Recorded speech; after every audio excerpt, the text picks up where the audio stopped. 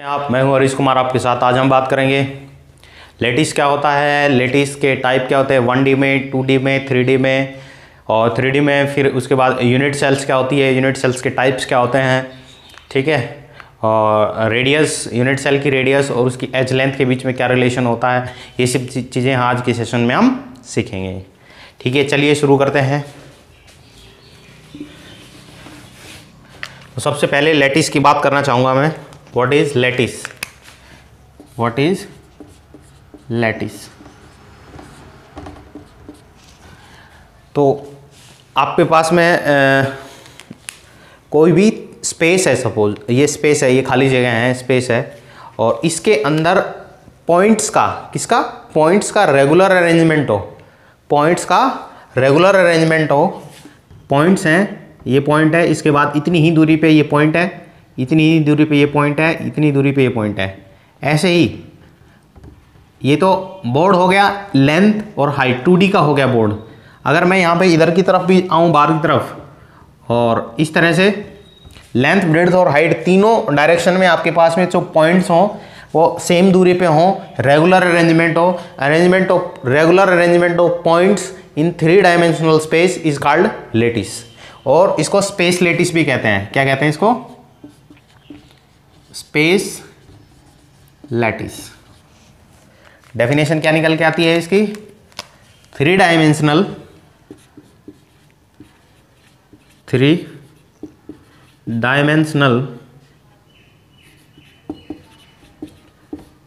Arrangement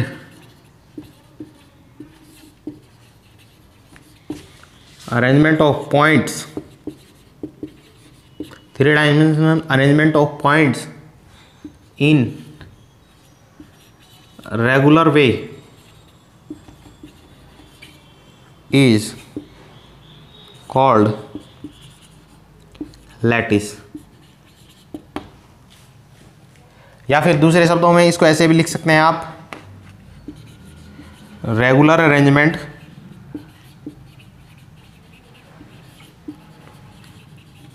of points in 3 dimensional space.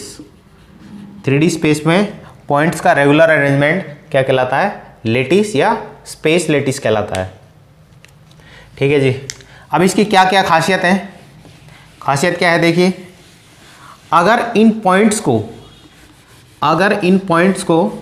ध्यान से सुनना, अगर इन पॉइंट्स को कोई पार्टिकल ऑक्यूपाई कर ले, इन पॉइंट्स को, ये पॉइंट है 3 डायमेंशनल, यहाँ पे कोई एटम आ जाए, ऐसे भी यहाँ पे भी वही एटम, ये सारे ये जो पॉइंट्स है 3 डायमेंशनल स्पेस में जो पॉइंट्स हैं, इनको कोई पार्टिकल ऑक्यूपाई कर ले। पार्टिकल का मतलब एटम, मॉलिक्यूल, आयन, कुछ भी हो सकता है। यहाँ पे कोई एटम, मॉलिक्यूल या आयन कोई भी आ जाए यहाँ पे, तो ये कहलाएगी लैटिस साइट। क्या कहलाएगी? Lattice site. इसको कहेंगे जब ये एटम ने ऑक्यूपाई कर ली, when these lattice are occupied by particles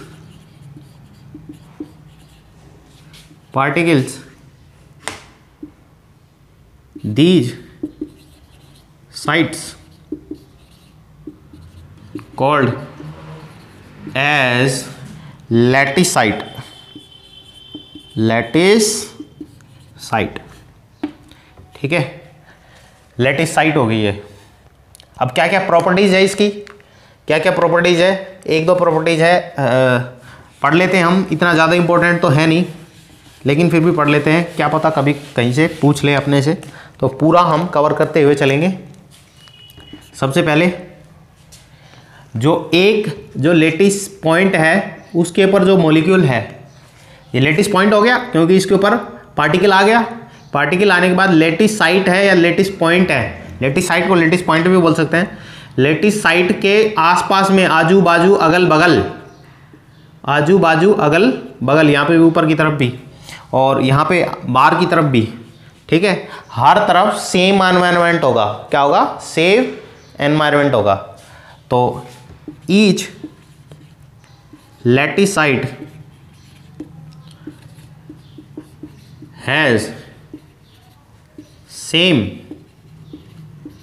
environment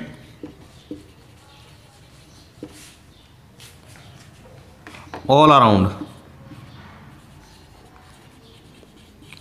पहली बात। दूसरी बात क्या होती है कि भाई इसकी जो प्रॉपर्टी है, सेकंड प्रॉपर्टीज, मोर देन वन क्रिस्टल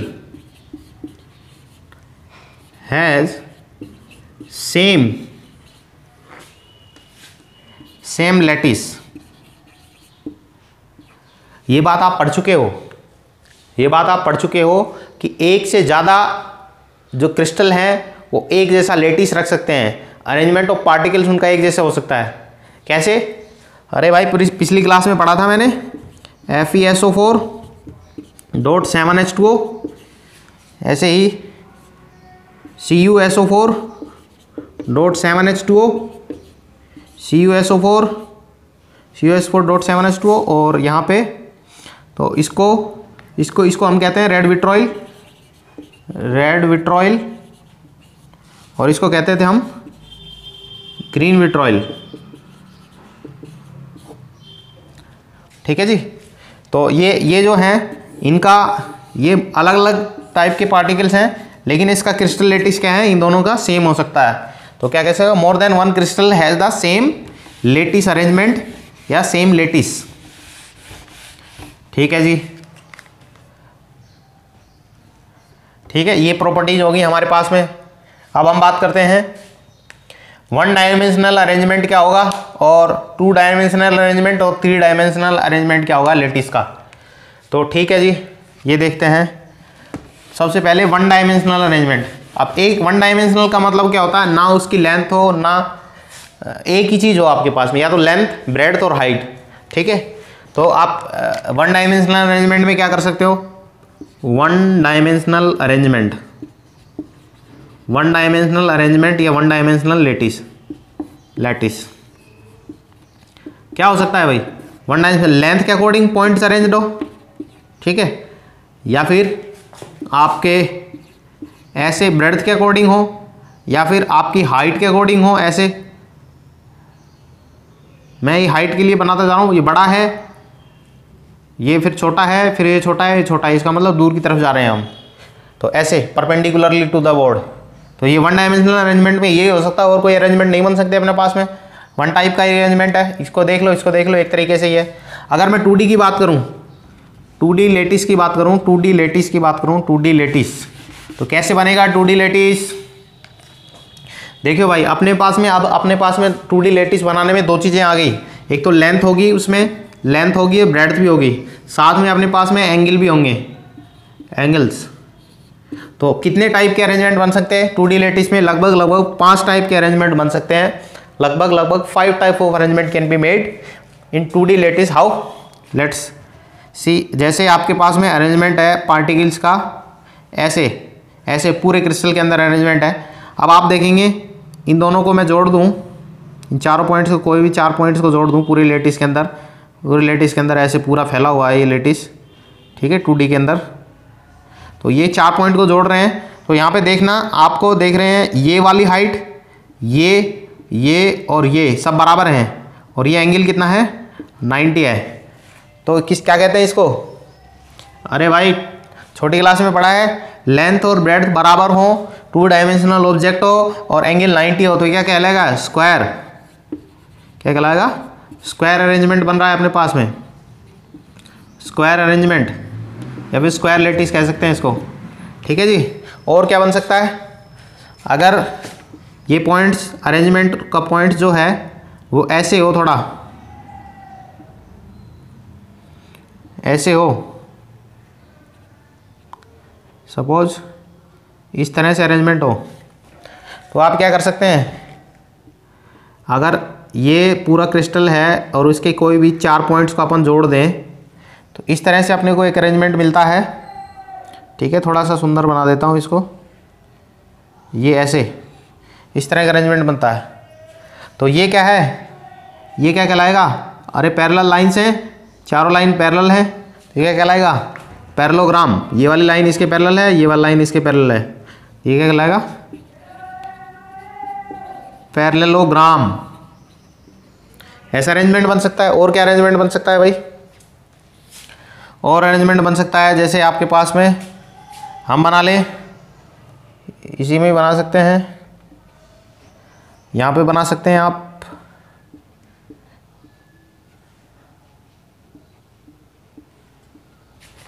जैसे मैं अगर इन पॉइंट्स को जोड़ दूं, ठीक है, इन पॉइंट्स को जोड़ दूं और ये साइड्स क्या हों, बराबर हों आपके पास में, ये साइड्स क्या हों, सारी बराबर हों, लेकिन एंगल क्या हो, 90 नहीं हो, एंगल इज नॉट 90, एंगल 90 नहीं होता है और साइड्स बराबर होती है, that is called समचतुर्भुज।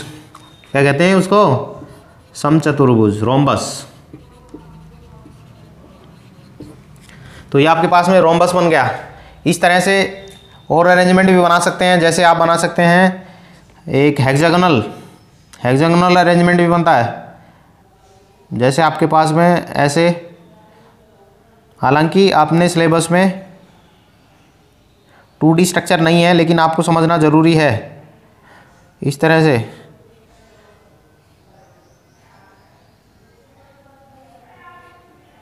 One two three four five, एक और पॉइंट आएगा 6 पॉइंट, इस तरह से अरेंजमेंट हो। तो ये मैंने थोड़ा सा डिपिक्ट किया है, आपको शायद समझ आ रहा होगा। 2D में ये पॉइंट्स हैं, ऐसे ही 2D में पूरे में पॉइंट्स बने हुए हैं ऐसे। ये तो हेक्सागोनल अरेंजमेंट है। कौन सा, हेक्सागोनल अरेंजमेंट, हेक्सागोनल लेटिस। तो इस तरह से अपने 4 तो बना लिए, एक और लेटिस आप ट्राई करके देखिए कौन सा लेटिस बनेगा, फिर मैं बताऊंगा आपको कमेंट सेक्शन में एक और लेटिस, कौन सा पॉसिबल लेटिस बन सकता है 2D अरेंजमेंट से। तो इस तरह से अब हम बात करते हैं 3D लेटिस की। 3D लेटिस, तो 3D लेटिस में अपने पास में अभी तो यहाँ पे 2D में लेंथ और ब्रेड्थ थी और वहाँ पे हाइट भी जुड़ जाएगी, तो 3 तो अपने पास में क्या होंगी, साइड्स होंगी, और यहाँ पे 1 और 2 एंगल थे आपके पास में, वहाँ पे आपके पास 3 एंगल होंगे। ठीक है जी, 3 एंगल्स होंगे। जैसे ये साइड्स है, एक ये है अपने पास में लेंथ है और ये ब्रेड्थ मान लो, इसको आप बाहर की तरफ है, ये वाली जो साइड है ये बाहर की तरफ है, आप इसको मान सकते हैं हाइट। तो आपके पास में 3 तो साइड हो गई, 1 2 3, और 3 एंगल हो जाएंगे। जैसे यहाँ पे आपके पास में अल्फा, यहाँ पे आपके पास में बीटा, बीटा एंगल, ये गामा एंगल बन गया। ठीक है, 3 साइड्स के बीच में, तो 3 ही एंगल होंगे आपके पास में, 3 ही साइड्स होंगी, और उससे बनाएंगे हम 3D लेटिस। तो हम बात करेंगे 3D लेटिस, लेकिन उसको बात करने से पहले, 3D लेटिस से पहले अपन बात करेंगे किसकी, यूनिट सेल की, क्योंकि यूनिट सेल की बात करेंगे तभी अपन 3D लेटिस को अच्छे से समझ पाएंगे, 3D लेटिस को अच्छे से समझ पाएंगे। तो बात आती है 3D लेटिस। क्या है जी 3D लेटिस, क्या है 3D लेटिस में, क्या है 3 डायमेंशनल अरेंजमेंट होगा, और हम अब लेंथ ब्रेड्थ और हाइट 3 तो साइड से लेंगे और 3 ही एंगल्स लेंगे।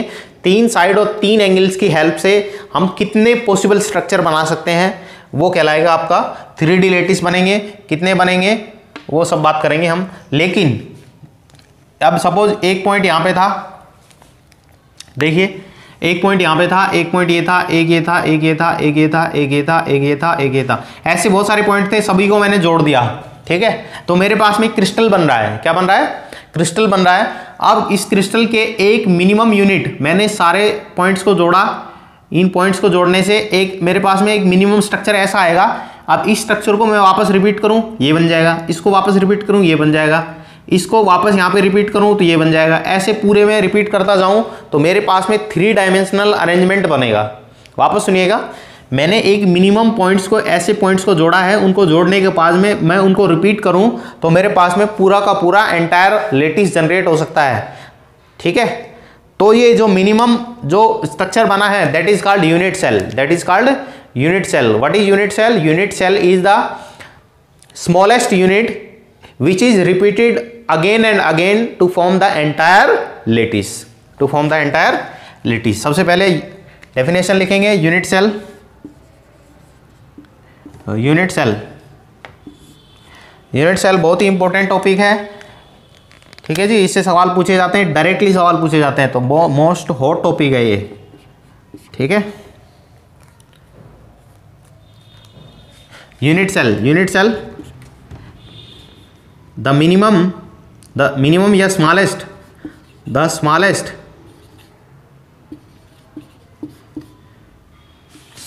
स्ट्रक्चर या unit, the smallest unit which is repeated again and again to generate the entire lattice, पूरा का पूरा लेटिस बन जाएगा। एक मिनिमम यूनिट है, मिनिमम स्मॉलेस्ट यूनिट है, उसको रिपीट करने से, that is called unit cell. ठीक है जी, यूनिट सेल। अब ये जो यूनिट सेल की बात कर लेते हैं, तो अपने पास में इसमें यूनिट सेल में क्या होंगे, अल्फा, बीटा और गामा, ये तो 3 एंगल्स हैं आपके पास में, ये तो एंगल्स हैं। और ये आपके पास में अगर मैं बात करूं ए बी सी, ये आपके पास में लेंथ है। ठीक है, यूनिट सेल की लेंथ है। अब इनके बेसिस पे हम कितने टाइप के क्रिस्टल बना सकते हैं, ये क्या कहलाता है 3D लेटिस। और ये जो कितने टाइप के अरेंजमेंट बन सकते हैं, ये बताए थे किसने, ब्रेवाइस ने। कितने टाइप के अरेंजमेंट बन सकते हैं ये बताए थे ब्रेवाइस ने। 3D अरेंजमेंट के ब्रेवाइस जो भी हैं, स्ट्रक्चर हैं, उनको समझने से पहले यूनिट सेल के टाइप भी समझेंगे हम साथ के साथ। What are the types of unit cell. ठीक है जी, यूनिट सेल क्या होता है, मिनिमम स्ट्रक्चर या minimum unit cell which is repeated again and again to generate the entire lattice, that is called unit cell. And now we will talk about the type of unit cell. Type of unit cell के type क्या हैं। ठीक है जी, तो सबसे पहले unit cell, सबसे पहले हम बात करते हैं प्रिमिटिव और प्रिमिटिव यूनिट सेल या simple unit cell. Simple unit cell क्या होती है, अब हमारे पास में ये स्ट्रक्चर है, 3 डायमेंशनल स्ट्रक्चर है। मैं वापस बना देता हूँ, एक डब्बा, दूसरा डब्बा, ये डंडा, आपके पास बन गया ये यूनिट सेल। ये जो unit cell simple unit cell होती है, तो आपके पास में ये जो थे, आपके पास में लेटिस थे आपके पास में, अरे बोलो जी, स्पेस लेटिस थे। इनको अपन ने पार्टिकल ने ऑक्यूपाई कर लिया, these are occupied by the particle, so now they are known as lattice sites या lattice points। अब lattice points ये बन गए, अब इनको अरेंजमेंट को जोड़ा मैंने, एक मिनिमम यूनिट सेल बन गई। अब यूनिट सेल में यहाँ पे, इसका मतलब यहाँ पे पार्टिकल्स प्रेजेंट है, तो जहाँ वो कोई भी यूनिट सेल जिसमें पार्टिकल्स केवल और केवल, ध्यान रखना, जिसमें पार्टिकल्स केवल और केवल कॉर्नर्स पे प्रेजेंट होते हैं, दैट इज कॉल्ड सिंपल या प्रिमिटिव यूनिट सेल। वापस सुन लीजिएगा, जिस यूनिट सेल के केवल और केवल कॉर्नर्स के ऊपर मॉलिक्यूल्स, एटम्स, आयंस या पार्टिकल्स कहें, पार्टिकल्स प्रेजेंट रहते हैं, that is called simple unit cell. तो सिंपल यूनिट सेल की डेफिनेशन क्या हो जाएगी ना, पार्टिकल्स प्रेजेंट को ऐसे लिखता हूं मैं, और एब्सेंट को ऐसे लिखता हूं, particles present at corner of unit cell only, corners of unit cell only। UC browser नहीं है, ये यूनिट सेल की बात हो रही है, ये कॉर्नर्स पे प्रेजेंट होंगे, that is called simple unit cell. इसके बाद में आता है दूसरा टाइप क्या है भाई, second type is centred unit cell. Centred unit cell मतलब कॉर्नर के अलावा भी कोई और साइड्स पे भी आपके पास में पार्टिकल्स प्रेजेंट होंगे। ठीक है, तो इसकी डेफिनेशन क्या है, particles present other than corner of unit cell. Corner of unit cell के अलावा भी कोई और साइट्स हैं, उन पे भी पार्टिकल्स प्रेजेंट होंगे, that is called unit centred unit cell. Centred unit cell के 3 टाइप्स हैं। सबसे पहले हम बात करते हैं कौन सी, body centred unit cell, BCC कहते हैं इसको, इसको एससी भी कहते हैं, सिंपल यूनिट सेल, तो सिंपल सेल, तो एससी कहते हैं इसको। बीसीसी को body centred unit cell, body centred, exam में आपको बीसीसी लिखा मिलेगा ज़्यादातर, बॉडी सेंटर्ड यूनिट सेल, ठीक है जी।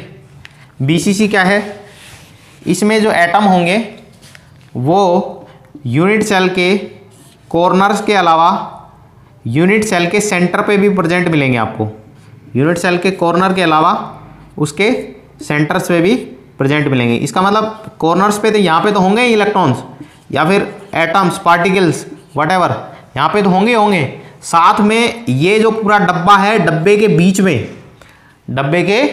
बीच में जैसे आपका कमरा है, कमरे को आप डब्बा मान लीजिए, तो उसके कॉर्नर्स जो भी हैं, कॉर्नर्स हैं, तो इस कॉर्नर्स पे एटम प्रेजेंट ही है, साथ में आपके कमरे के बीच में भी एटम प्रेजेंट है, कमरे के बीच में भी एटम प्रेजेंट है। इस तरह का अरेंजमेंट कहलाता है बॉडी सेंटर्ड यूनिट सेल, ठीक है जी। इसके बाद में अपन बात करते हैं face centred unit cell, FCC भी कहते हैं जिसको, face centred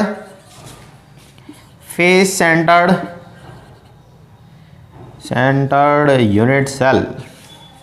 face centred unit cell में क्या होगा भाई साहब, इसमें वापस बनाने की जरूरत नहीं, क्या होगा, इसमें एटम्स कॉर्नर्स पे तो प्रेजेंट होंगे ही होंगे, इसमें एटम्स कॉर्नर्स पे तो प्रेजेंट होंगे ही होंगे, साथ में क्या होगा, जो भी फेस है अपने पास एक ही फेस है, यूनिट सेल की जो फेस हैं, ये वाली, ये फेस कहलाती है, ये क्या कहलाती है, फेस ऑफ यूनिट सेल। इसके सेंटर पे भी होंगे, इसका सेंटर क्या हो गया, यहाँ पे, ऐसे ही एक फेस ये हो गई, इसका सेंटर यहाँ हो गया, एक आगे सामने वाले जो 4 पॉइंट्स हैं, ये वाला, ये वाला, ये वाला और ये वाला, इनको जोड़ने से जो बनेगा, इसके बीच में ये हो गया। अब साइड वाला देखिए, ये साइड वाला, ये वाला, ये वाला, ये वाला और ये वाला, एक फेस बना रहे हैं ये चारों मिलके इसके सेंटर पे। अब पीछे वाले की बात करते हैं, पीछे वाला, ये वाला, ये वाला, ये वाला और ये वाला, इन चारों को जोड़ें तो पीछे वाले के सेंटर पे ये हो गया। और ऐसे ही ये वाला, ये वाला और ये वाला और ये वाला, ये चारों एक फेस बना रहे हैं, इसके सेंटर पे एटम प्रेजेंट होगा। तो इस तरह से जो यूनिट सेल बनेगी that is called face centred unit cell. Face centred unit cell define कैसे करोगे, एटम्स की जगह अपन पार्टिकल लिख लेते हैं, particles present at face centres, other than corners के अलावा फेस के सेंटर पे भी आपको एटम प्रेजेंट मिलेंगे। ये होगा फेस सेंटर्ड यूनिट सेल। इसके बाद में आता है एंड सेंटर्ड यूनिट सेल। क्या आती है, आप वापस बनाइएगा, ये वाला बीसीसी का बनाइएगा, फिर एफसीसी का ये वाला बनाइएगा। और अब हम बात करते हैं एंड सेंटर्ड यूनिट सेल की। किसकी, end centred unit cell, end centred UC. इसमें क्या होगा भाई साहब, आपके पास में यूनिट सेल तो है ही,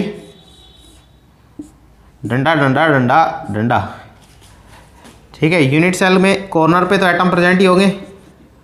और सेंटर की बात आ रही है, एंड सेंटर मतलब कोई भी 2 फेस।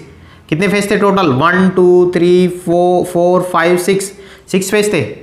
जैसे हमने 6 फेसेस के सेंटर पे अपन ने फेस सेंटर पे लिखा था, यहाँ एंड सेंटर में कोई भी 2 फेस, एंड सेंटर पे कोई भी 2 फेस है, उनके सेंटर पे एटम प्रेजेंट होगा। तो यहाँ पे सेंटर क्या है, यहाँ पे ये वाला फेस मान लो, एक इसके सेंटर पे, एक नीचे वाला फेस मान लो इसके सेंटर पे, यहाँ पे ये एटम्स प्रेजेंट होंगे, ठीक है जी। तो ये कहलाएगी end centre unit cell. Atoms present at any 2 face centres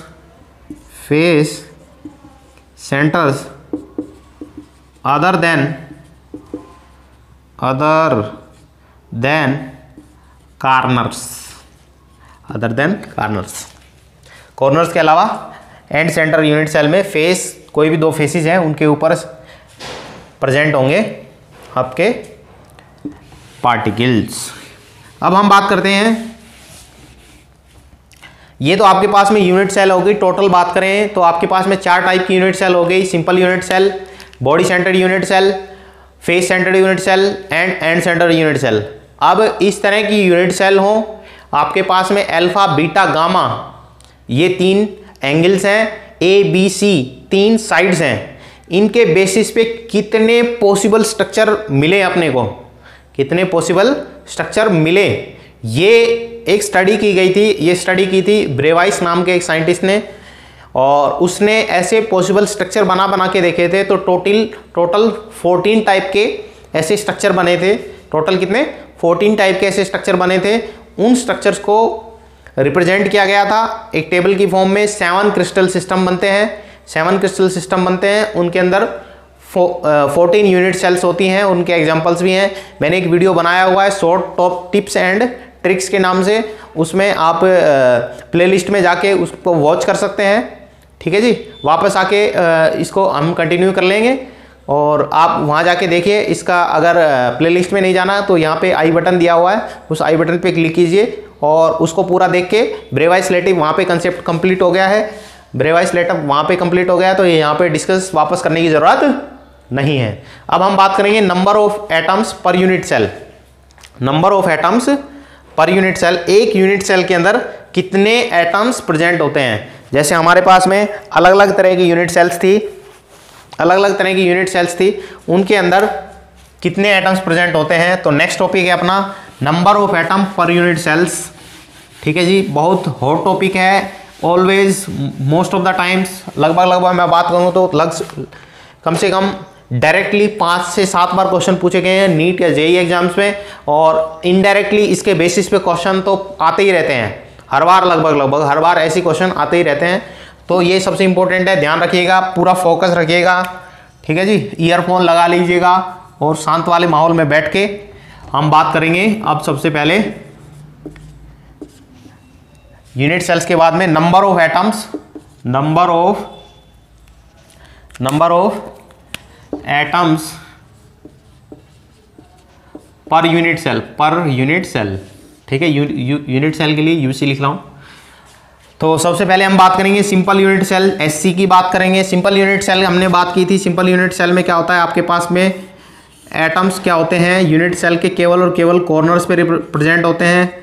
ठीक है जी, this is called ball and stick model. This is called ball and stick model, ball and stick model. ये हमने ऐसे रिप्रेजेंट किया है, इसको ऐसे रिप्रेजेंट किया है कि ये दूर दूर दिखाए हुए हैं। हालांकि जब आप क्रिस्टल बनाएंगे तो ये पार्टिकल्स दूर दूर नहीं होंगे। जैसे आपकी फिजिकल लाइफ में इसको एक्सपीरियंस करने के लिए, जैसे आपके पास में एक छोटा सा बॉक्स है और आप उसके अंदर क्या डाल रहे हैं, कंचे डाल रहे हैं। बचपन में आपने कंचे खेले होंगे ना, वो कंचे डाल रहे हैं। तो आप क्या करेंगे, उन कंचों को डालेंगे तो 4 कंचे ऐसे रखे जाएंगे, ऐसे रखे जाएंगे, फिर उसके ऊपर 4 कंचे और आएंगे। ऐसे ही होता है, ऐसा नहीं है ना बीच में खाली जगह नहीं हो सकती, ऐसे इतने दूर दूर नहीं हो सकते। एक कंचा फिर उसके ऊपर दूसरा कंचा है, उनके बीच में डिस्टेंस इतनी ज़्यादा नहीं हो सकती। ये तो हमने अंडरस्टैंडिंग के लिए बॉल एंड स्टिक मॉडल की बात की है। एक्चुअली जो अरेंजमेंट होता है दैट इज, और उसमें पार्टिकल्स क्या होता है, एक एटम, दूसरा एटम, फिर उसके ऊपर यहाँ पे एक और एटम, फिर उसके ऊपर एक और एटम। ये इस तरह से आप बॉक्स के अंदर रखेंगे तो इस तरह का अरेंजमेंट बनेगा। That is called space filling model. That is called space filling model. Model क्या है, मॉडल ये अपन इन चीज़ों को समझने के लिए, अच्छे से समझने के लिए इन मॉडल्स का यूज़ कर रहे हैं। तो ये मॉडल वो नहीं है जो रैंप वॉक करते हैं, ये मॉडल है जो इसको यूनिट सेल को हमें अंडरस्टैंड करने के लिए यूज़ में लेते हैं। ठीक है जी, तो इस तरह से है अरेंजमेंट उसका। ये 4 आपने कंचे रख दिए। ठीक है, यहाँ पे हम एटम्स, मॉलिक्यूल और आयन है सभी को स्फेरिकल मान के चल रहे हैं। ठीक है ना, अगर स्फेरिकल नहीं मानेंगे कोई भी क्वेश्चन नहीं होगा आपका। तो ये बाय डिफॉल्ट सभी गोल बना के रखते हैं। तो ये बाय डिफॉल्ट है, स्पेरिकल मान के चलते हैं एटम, मॉलिक्यूल और आयन को। यहाँ पे 4 एटम रख दिए, इसके ऊपर 4 और एटम रख देंगे, साइड में 4 और एटम देंगे, ऐसे एक अरेंजमेंट बनेगा। That is called simple unit cell, that is called simple unit cell. तो आप यहाँ पे देखेंगे, यहाँ पे 4 एटम और हैं, इसके ऊपर 4 एटम और हैं, ये स्मॉलेस्ट यूनिट हो गई। अब इसको काट दें, ऐसे बीच से काट दें, तो आपके पास में स्पेस फिलिंग मॉडल बनेगा। क्या बनेगा? स्पेस फिलिंग मॉडल बनेगा। और वो कैसा दिखाई देगा, देखिएगा।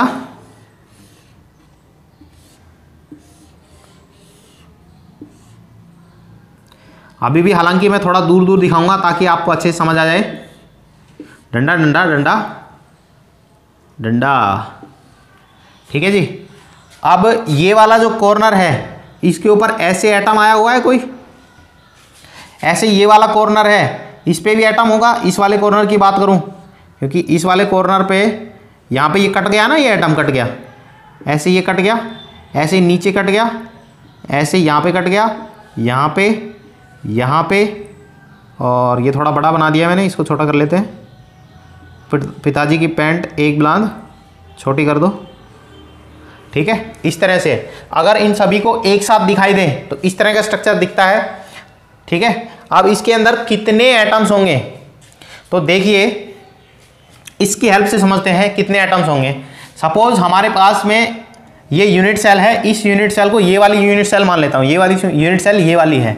तो यहाँ पे ये वाला जो एटम है, ये वाला जो एटम है, इसमें थोड़ा 3D अंडरस्टैंडिंग की ज़रूरत पड़ेगी आपको, और आप समझने की कोशिश करिए। अगर समझ नहीं आता है वापस देखिए, मेरे साथ बने रहिए, आपको समझ आ जाएगा पूरा कि यहाँ पे जो एटम है, ये वाला जो एटम है, मैं यहाँ पे ये वाले एटम की बात कर रहा हूँ, इस वाले एटम की।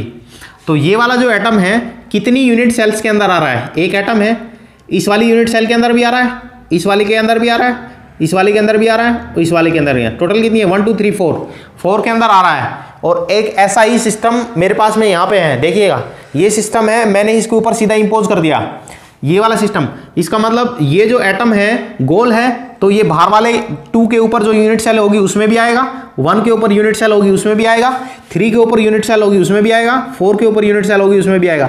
ऐसे आपके पास ये वाला एटम है 8 यूनिट सेल्स के अंदर आ जाएगा। हेलो,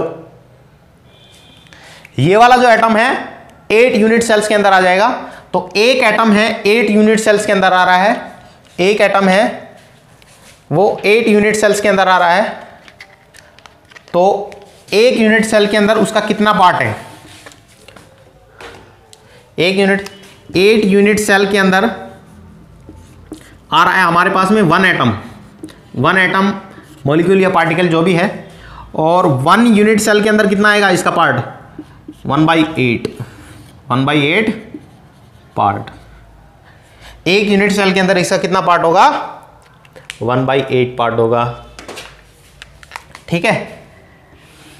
तो यहां पे लिखूंगा कंट्रीब्यूशन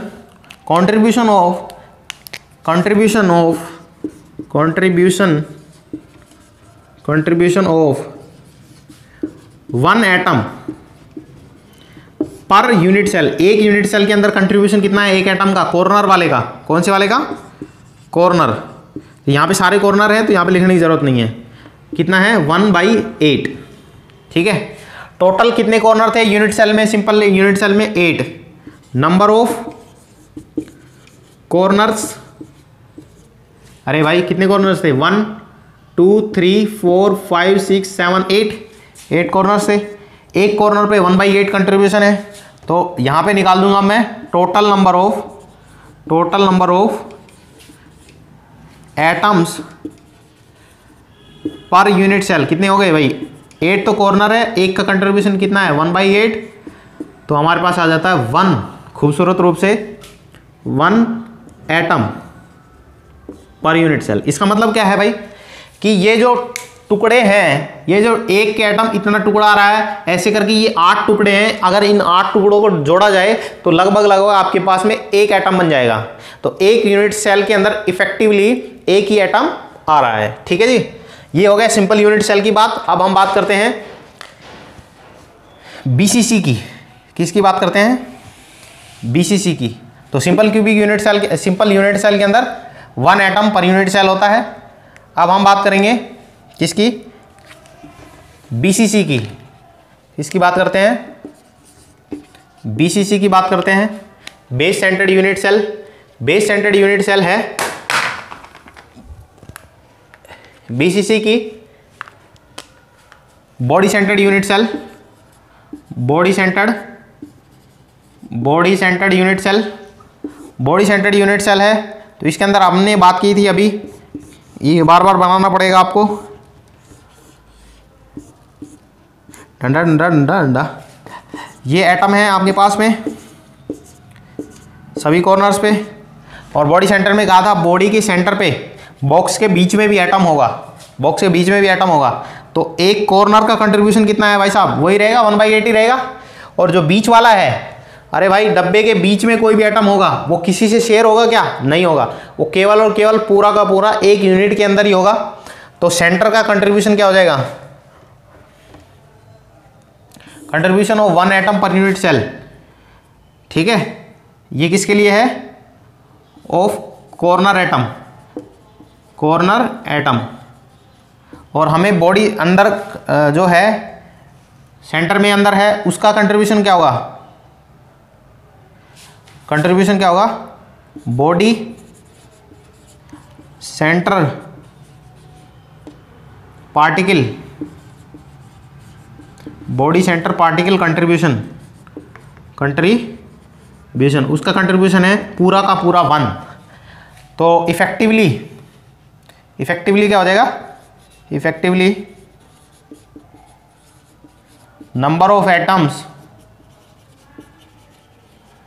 पर यूनिट सेल कितना हो जाएगा भाई? कौन सी? बीसीसी की बात हो रही है भाई, बीसीसी की बात हो रही है, बार बार बता रहा हूँ आपको। तो यहाँ से 8 कॉर्नर्स, कंट्रीब्यूशन 1/8 प्लस 1 एटम, और कंट्रीब्यूशन 1 ही है, इसका मतलब ये आ जाएगा आपके पास में 2। या फिर सीधा सीधा कहूँ, कॉर्नर की वजह से तो 1 एटम आ गया और बॉडी सेंटर की वजह से 1 एटम आ गया, तो टोटल कितने एटम आ गए? 2 आ गए। बॉडी सेंटर यूनिट सेल के अंदर 2 एटम होते हैं per unit cell. Per unit cell कितने एटम होते हैं? 2 एटम्स होते हैं पर यूनिट सेल। अब हम बात करते हैं एफसीसी की। किसकी बात करते हैं? एफसीसी की बात करते हैं, face centred unit cell. Face centred unit cell FCC की। एफसीसी में क्या होगा भाई? वापस बना लेते हैं, डब्बा डब्बा, डंडा डंडा डंडा और डंडा। ठीक है, कॉर्नर्स पे तो होंगे आपके पास में एटम्स, कॉर्नर्स पे तो एटम होंगे, साथ में फेस सेंटर पे भी होंगे। फेस सेंटर मैंने बताया था आपको, face centre face centre face centre face centre, और आगे वाले का फेस सेंटर। ठीक है, और देखिए कॉर्नर्स की वजह से एटम होंगे, number of atoms due to corners per unit cell. Corners की वजह से कितने होंगे? 1 एटम होगा, अभी निकाल ही चुके हैं 2-3 बार।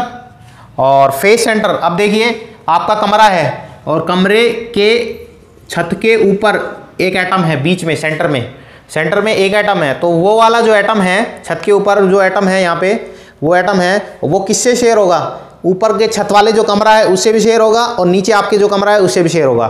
तो कितना शेयरिंग हो रहा है? इसका शेयरिंग कितना हो रहा है? 2 कमरे के बीच में शेयर हो रहा है, छत वाले का। ये किसके बीच में शेयर हो? इसके ऊपर भी एक कमरा होगा, ठीक है जी, उससे शेयर हो रहा होगा, और ये नीचे वाला कमरा है उससे शेयर हो रहा है। तो ठीक है, तो यहाँ पे ये वाला जो एटम है वो इफेक्टिवली एक यूनिट सेल के अंदर कितना आ रहा है? हाफ। कितना आ रहा है? हाफ। कंट्रीब्यूशन ऑफ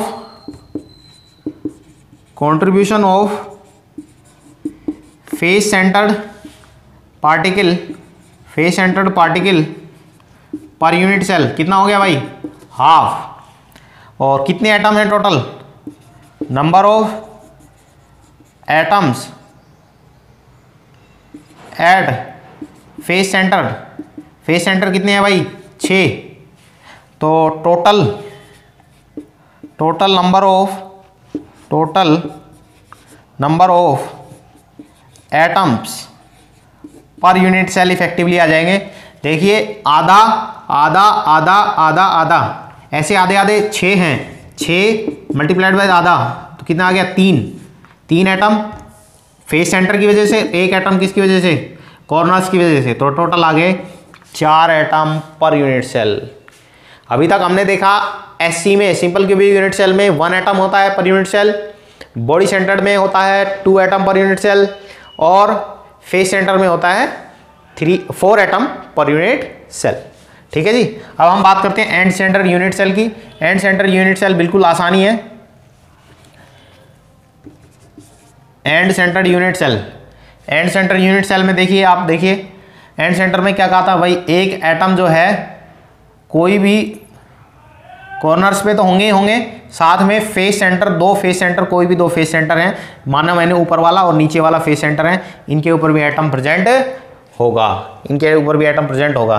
तो कंट्रीब्यूशन कितना हो जाएगा, total number of atom face centre पे कितने हो गए, यहाँ पे कॉर्नर्स की वजह से तो कंट्रीब्यूशन एक ही आएगा, कॉर्नर्स पे तो है ही, और फेस सेंटर यही वही छत वाली बात है, हाफ ऊपर हाफ नीचे, तो कंट्रीब्यूशन हाफ हो गया। Total number of atoms at per face centre कितने होंगे, हाफ प्लस हाफ, मतलब एक एटम और 2 एटम, टोटल कितने होंगे, 2 एटम। अब देखिए number of atom, half 2 atom है और उनका कंट्रीब्यूशन एक यूनिट सेल के लिए हाफ है, प्लस एक बॉडी कॉर्नर्स की वजह से कंट्रीब्यूशन है, तो टोटल एटम हो गए 2। सवाल बन जाता है आपके पास में कि कौन कौन सी यूनिट सेल हैं जिनके अंदर number of atom per unit cell कितने होते हैं, 2 होते हैं। तो आंसर क्या होगा, body centre unit cell end centre unit cell, body centred end centred unit cell. इस तरह से आपने number of atom per unit cell पढ़ चुके हैं। अगर मैं लिखना चाहूँ वापस आपके रिवीजन के लिए, सिंपल क्यूबिक में आता है 1, बॉडी सेंटर्ड में आता है 2, फेस सेंटर्ड में आता है 4, और एंड सेंटर्ड में ECC जो है एंड सेंटर में आते हैं 2। ये number of atom per unit cell हैं, बहुत इंपॉर्टेंट है, याद कर लीजिएगा, बार बार आएंगे। किसी भी क्वेश्चन को सॉल्व करेंगे सॉलिड स्टेट के तो लगभग इसका ज़रूरत पड़ी जाती है। ठीक है जी। अब हम बात करते हैं relation between radius and R and A edge length of unit cell. तो टॉपिक है आपका, देखिए relation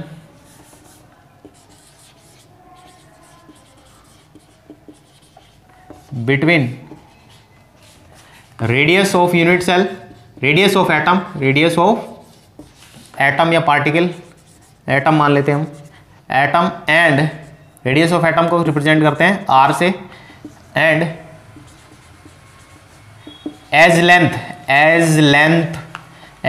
of unit cell edge length of unit cell, इसको कहेंगे हम A।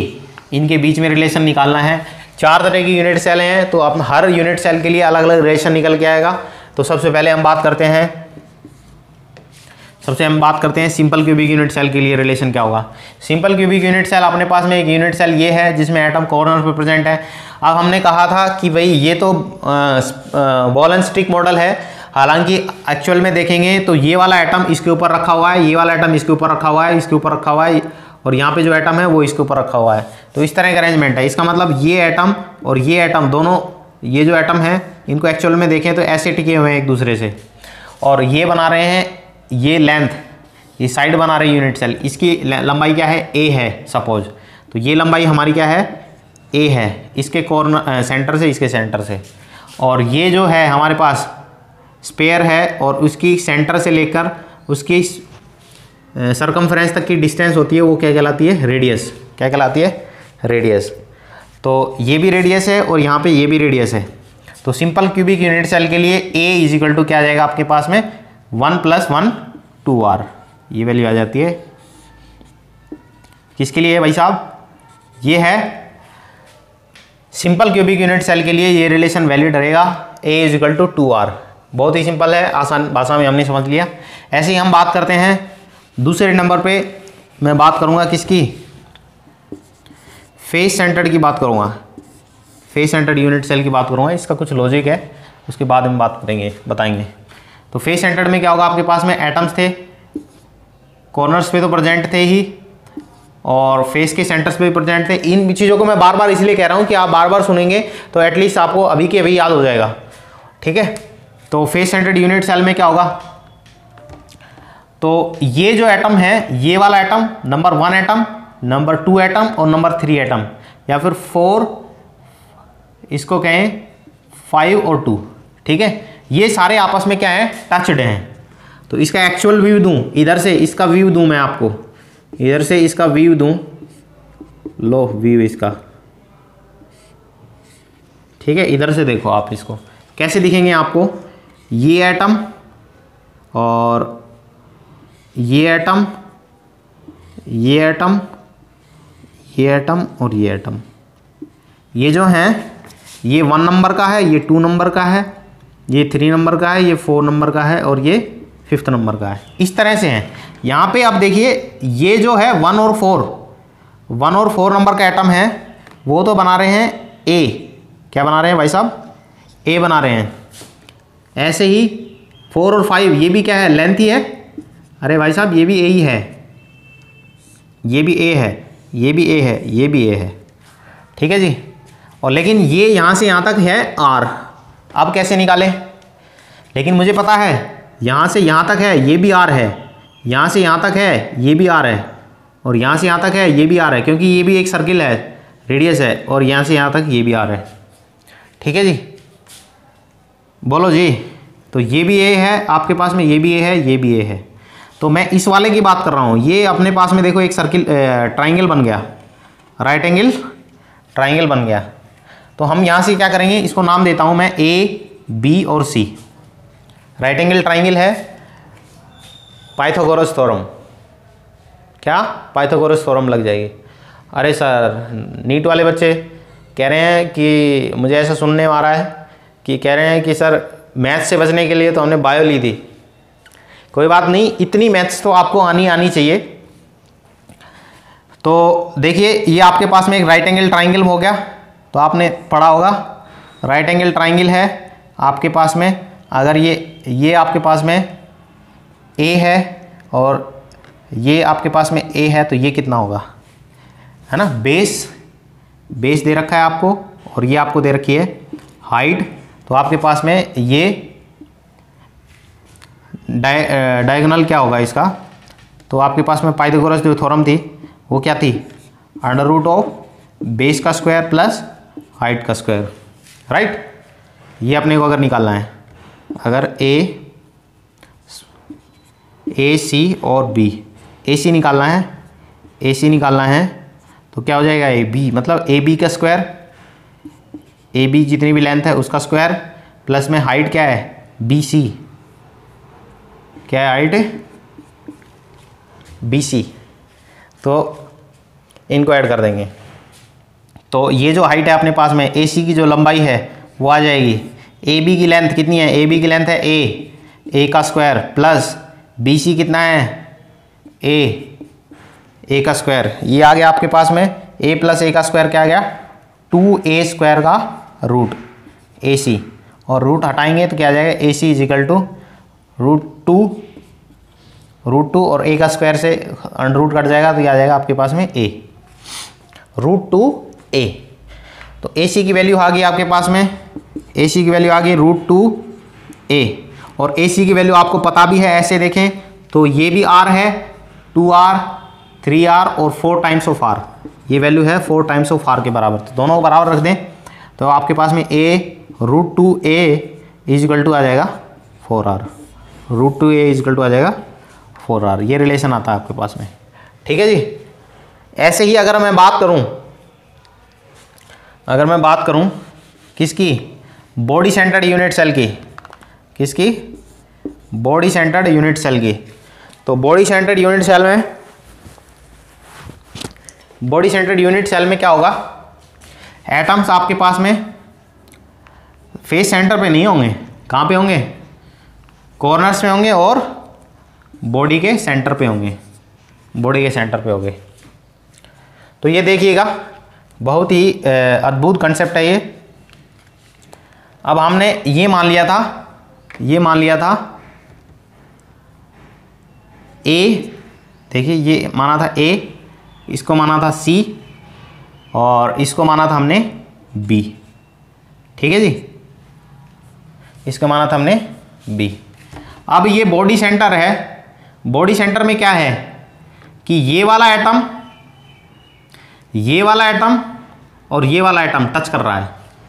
आपके पास में ये आपके पास में कमरा है, कमरे में देखिए, कमरे के उधर वाले कॉर्नर का एटम, बीच वाला सेंटर का एटम और नीचे वाला एटम उधर की तरफ वो वाला एटम, ये सारे एटम आपस में टच कर रहे होंगे।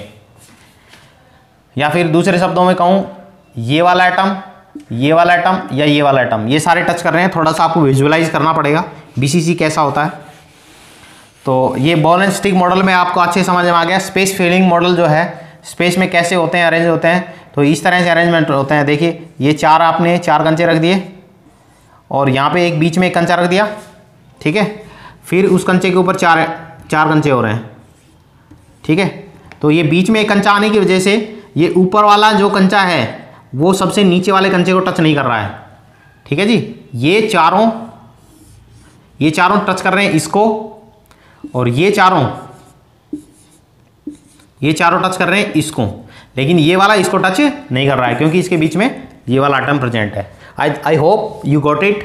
Now let's calculate the relation between R and A for the BCC structure. तो आप देखेंगे कि ये वाली जो डिस्टेंस है, ये हमने कैलकुलेट करी थी, ये √2a है। इसका मतलब कोई भी दो फेस हैं उनके डायगोनली यदि मैं डिस्टेंस कैलकुलेट करना चाहूँ तो वो आएगी आपके पास में कितनी, √2a। कितनी आएगी, √2a। अगर ये √2a है तो ये बॉडी डायगोनल है, ये भी फेस सेंटर है और इसका बॉडी डायगोनल ये है, तो ये वाली वैल्यू भी कितनी होगी, √2a। बोलो जी, ये वाली वैल्यू कितनी होगी, √2a, क्योंकि ये भी बॉडी डायगोनल है। अब हमने बात की थी कि ये चारों एटम्स हैं इस वाले एटम को टच कर रहे हैं, तो इसका मतलब ये वाला एटम इस वाले एटम को टच कर रहा है, जी हाँ। अब मैंने कहा था ये चारों एटम हैं इस वाले एटम को टच कर रहे हैं, जी हाँ, तो ये वाला एटम भी टच है, ये वाला एटम इससे टच है, ठीक है। और ये वाली जो डिस्टेंस है ये एज लेंथ है, a है, ये a है, ये √2a है। ये कितनी है, ये a है, ये √2a है। ये कितनी होगी आपके पास में, अब मान लें इसके x और y, यहाँ पे वापस पाइथागोरस लग जाएगी, ठीक है। तो इस तरह से बन रहा है ये b है आपके पास में, ये y है आपके पास में, ये है x आपके पास में, ठीक है। थोड़ा सा सही बना देता हूँ। b और x की जो डिस्टेंस है, वो है √2a। x और y की जो डिस्टेंस है, x और y की डिस्टेंस है वो है a, और हमें by की डिस्टेंस निकालनी है, तो वही पाइथागोरस लग जाएगी। by is equal to √of bx का स्क्वायर प्लस xy का स्क्वायर, ठीक है। वैल्यू लिखेंगे, bx की वैल्यू है √2a का स्क्वायर प्लस xy की वैल्यू है a का स्क्वायर, √2 का स्क्वायर करेंगे 2a square plus a square, 2 + 1 √3a square, निकालेंगे √3 बाहर आ जाएगा इंटू में a। by की वैल्यू कितनी आ गई, अरे by की वैल्यू कितनी आ गई, √3a। by is equal to √3a, ठीक है जी। अब हमने कहा था कि ये चारों एटम, ऊपर वाले चारों एटम इससे टच हैं, इसका मतलब इसकी जो रेडियस है r है और इसकी r है, यहाँ पे ये दो r होंगी तभी ये अपने पास में ये बनता है आपके पास में व्यास। तो ये इनको जोड़ेंगे और यहाँ पे ये वाला एटम है इस वाले एटम से टच है, तो ये वाली इसकी r होगी। तो ये वाली जो डिस्टेंस है 1r, 2r, 3r और 4r, इसका मतलब जो by की डिस्टेंस है वो r की टर्म से आ गई 4r। वापस सुन लीजिएगा, ये चारों एटम्स हैं वो इससे टच्ड हैं, इसका मतलब इसकी रेडियस है वो जो इसका ये सर्कमफ्रेंस है इस वाले के सर्कमफ्रेंस से टच कर रहा होगा, तो ये रेडियस, ये रेडियस, ये रेडियस, 3 रेडियस। अब ऐसे ही ये नीचे वाले जो हैं वो इस एटम से टच कर रहे हैं, तो इसका मतलब ये वाली रेडियस और ये वाली रेडियस ये टच कर रही हैं, तो 4 रेडियस हैं, इसका मतलब by इज इक्वल टू 4। अब by, ये भी by है, ये भी by है, तो दोनों को बराबर कर देंगे, √3a is equal to 4r। ये BCC के लिए आता है अपने पास में रिलेशन। ये किसके लिए आता है, BCC के लिए। ECC के लिए रिलेशन निकालने की ज़रूरत नहीं होती है क्योंकि उसका यूज़ होता नहीं है इतना। तो हमारे पास में क्या आ गई, रिलेशन जो आए हैं, कौन कौन से रिलेशन आए हैं। एक तो number of atom per unit cell, SC के लिए 1, BCC के लिए 2, FCC के लिए 4 और ECC के लिए 2। और रिलेशन की बात करूँ, सिंपल क्यूबिक के लिए रिलेशन जो आता है A is equal to 2R, और FCC की जो रिलेशन आता है वो आता है आपके पास में √2a is equal to 4r, √2a is equal to 4r। ऐसे ही BCC के लिए जो रिलेशन आता है वो आता है आपके पास में √3a is equal to 4r। अब ये ध्यान रखिएगा, ये r और ये r दोनों बड़ा अलग अलग हैं, क्योंकि ये r जो है, ये वाला जो रेडियस है, ये कौन से एटम के लिए, BCC यूनिट सेल के लिए रेडियस है, ये FCC के लिए है। ठीक है, तो अगर इनकी वैल्यू एक दूसरे में पुट नहीं कर सकते भाई साहब, कहीं एक दूसरे की पुट वैल्यू कर दे और अनर्थ कर दे यहाँ पे। ठीक है, तो आपने ये सब चीज़ें सीखी आज के